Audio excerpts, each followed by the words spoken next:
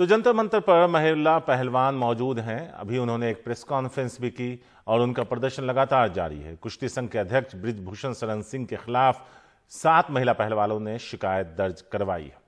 मुकेश सिंह सेंगर हैं हमारे साथ। इस बारे में ज्यादा बात करने के लिए सीधे उनके पास चलते हैं। मुकेश, अभी जो प्रेस कॉन्फ्रेंस हुई, जरा उस पे बताइए कि सिलसिलेवार तरीके से कि क्या कुछ उन्होंने यानी रेसलर्स ने कहा। देखिए, जंतर मंतर पर जो महिला पहलवान बैठी हैं उनमें साक्षी मलिक हैं, ओलंपिक पदक विजेता विनेश फोगाट हैं, इसके अलावा बजरंग पुनिया हैं, वो भी यहाँ पर आए हैं। और कुछ देर पहले इन पहलवानों ने एक प्रेस वार्ता की है जिसमें ये कहा है कि 7 महिला पहलवानों ने दिल्ली के कनॉट प्लेस थाने में 21 अप्रैल को अपनी शिकायत दर्ज की है, जिसमें उन्होंने कुश्ती संघ के अध्यक्ष बृजभूषण शरण सिंह पर शारीरिक शोषण के आरोप लगाए हैं। और इन पहलवानों का ये आरोप है कि शिकायत देने के बाद भी दिल्ली पुलिस ने अब तक कोई कार्रवाई नहीं की है और ना ही इस पूरे मामले में केस दर्ज किया है। तो जो महिला पहलवान हैं उनका ये कहना है कि जब तक दिल्ली पुलिस बृजभूषण शरण सिंह को गिरफ्तार नहीं करती है तब तक ये लोग जंतर मंतर पर ही बैठे रहेंगे और जंतर मंतर पर नहीं हटेंगे। इससे पहले जनवरी के महीने में जो महिला पहलवान थी वो यहाँ पर आई थी और जंतर मंतर पर इन लोगों ने 3 दिन तक धरना किया था और यही आरोप लगाए थे कि जो कुश्ती संघ के अध्यक्ष हैं वहाँ पर जो भारतीय कुश्ती संघ है वहाँ पर भेदभाव हो रहा है और जो महिला पहलवान हैं उनके साथ भारतीय कुश्ती संघ के अध्यक्ष बृजभूषण शरण सिंह जो है छेड़खानी कर रहे हैं, शारीरिक शोषण कर रहे हैं। उसके बाद जो खेल मंत्रालय है उसने एक कमेटी बनाई थी। इस कमेटी में पीटी उषा थी और इन्हीं महिला पहलवानों के परिवार से जो बबीता फोगाट हैं वो भी उस कमेटी में थी। लेकिन इन पहलवानों का आरोप ये है कि कमेटी ने हमारे बयान दर्ज किए, लेकिन बयान दर्ज कराने के बाद अब तक कमेटी की रिपोर्ट नहीं आई है। वो कमेटी क्या कार्रवाई कर रही है इसके बारे में हमें कोई जानकारी नहीं है। तो जो ये महिला पहलवान हैं वो काफ़ी नाराज़ हैं और अब उनका कहना ये है कि जब तक भारतीय कुश्ती संघ के अध्यक्ष बृजभूषण शरण सिंह गिरफ्तार नहीं होते हैं तब तक वो जंतर मंतर पर ही बैठे रहेंगे। यहाँ करीब 8 से 10 पहलवान हैं जिसमें कई ओलंपिक पदक विजेता हैं और कुछ जो है नेशनल लेवल के पहलवान हैं। इनका ये आरोप है कि जो एक पहलवान नाबालिग है उसने जो शिकायत दर्ज कराई है उसकी शिकायत पर पॉक्सो एक्ट के तहत मामला बनता है, लेकिन दिल्ली पुलिस ने अब तक उस पूरे मामले में कोई कार्रवाई नहीं की है। तो दिल्ली पुलिस की तरफ से अभी तक इस पूरे मामले पर कोई आधिकारिक बयान नहीं आया है। बस इतनी जानकारी मिली है कि 7 शिकायतें मिली हैं जिनको दिल्ली पुलिस एग्जामिन कर रही है। मुकेश, पहला सवाल तो ये था कि जब एक कमेटी बनाई गई, क्या उसके बारे में जानकारी मिली है कि उनका क्या पक्ष है जो पीटी उषा की अध्यक्षता में बनाई गई थी, कि इतना वक्त क्यों लग रहा है? और अगर मुझे ठीक से याद है तो एक टाइम फ्रेम दिया गया था उसको उस रिपोर्ट को देने के लिए। देखिए, जो कमेटी बनी थी उस कमेटी में कई बड़े पूर्व खिलाड़ी थे जो नेशनल लेवल या अंतर्राष्ट्रीय लेवल के खिलाड़ी रहे हैं। जैसा मैंने कहा, पीटी उषा भी इस कमेटी में है। लेकिन कमेटी ने इन तमाम जो खिलाड़ी हैं, जो विक्टिम खिलाड़ी हैं, इनके बयान दर्ज किए थे। लेकिन बयान दर्ज करने के बाद अब तक उस कमेटी की रिपोर्ट नहीं आई है।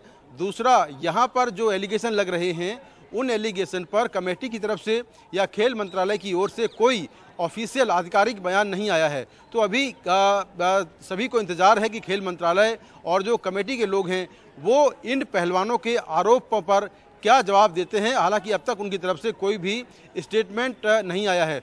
दूसरा, जब ये मामला शुरुआत में उठा था, यानी कि जब ये विवाद सामने आया था, तब भारतीय कुश्ती संघ के अध्यक्ष जो बृजभूषण शरण सिंह हैं उन्होंने कहा था कि उन्होंने पहलवानों की जो चयन प्रक्रिया है उसमें कई बदलाव किए हैं जिससे ये खिलाड़ी नाराज हैं और वो उस प्रोसेस से गुजरना नहीं चाहते हैं। इसीलिए उससे बचने के लिए ये लोग जंतर मंतर पर बैठे हैं। तो कुल मिलाकर अभी जो नए आरोप लगे हैं या जो नई शिकायतें दर्ज हुई हैं पुलिस के सामने, उसको लेकर खेल मंत्रालय या फिर कमेटी की तरफ से अभी तक कोई आधिकारिक बयान नहीं आया है। शारिक, अब वापस आते हैं इस 7 शिकायतों पर। मुकेश, 21 तारीख को ये शिकायतें दर्ज की गई और आज जो है वो 24 तारीख है।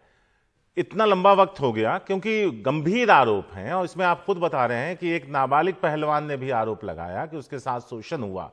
पुलिस आखिर इतना वक्त ले क्यों रही है और इस पर किसी तरह का रिएक्शन आया क्यों नहीं है, जबकि वो लोग आरोप लगा रहे हैं जिन्होंने देश का नाम दुनिया में रोशन किया है?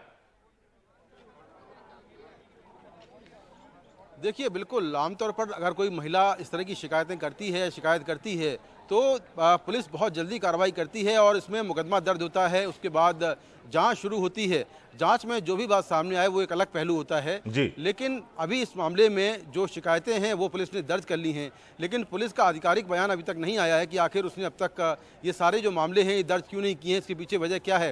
हालांकि जो दिल्ली महिला आयोग है उसने दिल्ली पुलिस को नोटिस जारी किया है और कहा है कि आखिर 21 अप्रैल को शिकायत दर्ज होने के बाद अब तक दिल्ली पुलिस ने इस मामले में केस दर्ज क्यों नहीं किया है और इसमें तुरंत कार्रवाई की जाए। शारिक, मुकेश, क्या ये भी वजह है क्योंकि बृजभूषण शरण सिंह एक काफी दबंग नेता के तौर पर भी जाने जाते हैं और उनके खिलाफ इस तरह की कुश्ती संघ के अंदर से खिलाड़ियों की आवाजें या फिर कहें उनकी जो शिकायतें थी वो बहुत वक्त से उनमें कुलबुलाहट थी जो बाद में इस तरह से उभर कर सामने आई?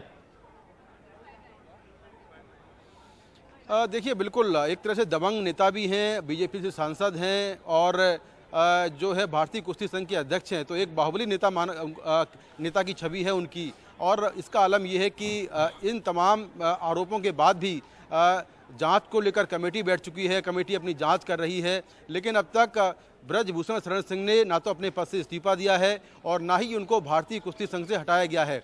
अब जब भारतीय कुश्ती संघ के अध्यक्ष का अगला चुनाव होगा तब देखना होगा कि तब कौन अध्यक्ष बनता है और ये चुनाव बहुत जल्दी ही होने वाला है, लेकिन अभी तक ना तो वो इस पद से हटे हैं और ना ही उन्होंने इस्तीफा दिया है। तो अभी कार्रवाई की बात तो बहुत दूर है। अभी जो बृजभूषण शरण सिंह हैं वो अभी भी भारतीय कुश्ती संघ के अध्यक्ष हैं और उनके नीचे ही ये जो पूरी जांच है, हालांकि इसमें पूर्व खिलाड़ी हैं कई सारे और एक कहा जा रहा है कि इंडिपेंडेंट जांच कमेटी है जो जांच कर रही है, लेकिन जांच कमेटी ने अभी तक क्या कुछ किया है ये अभी मीडिया के सामने ना तो रखा गया है और ना ही कमेटी की ओर से कोई स्टेटमेंट आया है।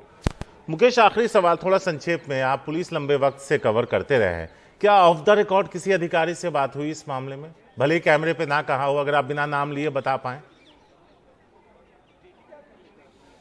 देखिए, ऑफ द रिकॉर्ड मेरी बात हुई है। उन्होंने कंफर्म किया है कि 7 शिकायतें मिली हैं जिसमें एक नाबालिग का पहलवान है उसने शिकायत की है और उन शिकायतों को एग्जामिन किया जा रहा है। हालांकि आमतौर पर ये होता है कि सबसे पहले अगर शारीरिक शोषण की शिकायत कोई लड़की देती है तो सबसे पहले दिल्ली पुलिस मेडिकल जांच करवाती है और मेडिकल जांच के बाद जो मुकदमा है वो दर्ज होता है।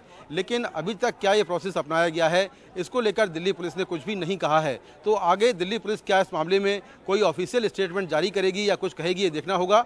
लेकिन जो ऑफ रिकॉर्ड हमारी बात हुई है दिल्ली पुलिस के अधिकारियों से, वो यही कह रहे हैं कि जो शिकायतें मिली हैं उनको एग्जामिन किया जा रहा है और आगे एग्जामिन करने के बाद उस पर कार्रवाई की जाएगी। शुक्रिया मुकेश, विस्तार से इस पूरे मामले पर रोशनी डालने के लिए। तो आपके पास हम वापस लौटेंगे, तो फिलहाल इंतजार है कि देखें पुलिस इस पर क्या रुख अख्तियार करती है, क्योंकि 21 से आज 24 हो गया, उसके बाद भी किसी तरह का एक्शन या किसी तरह की प्रतिक्रिया पुलिस की तरफ से नहीं आई।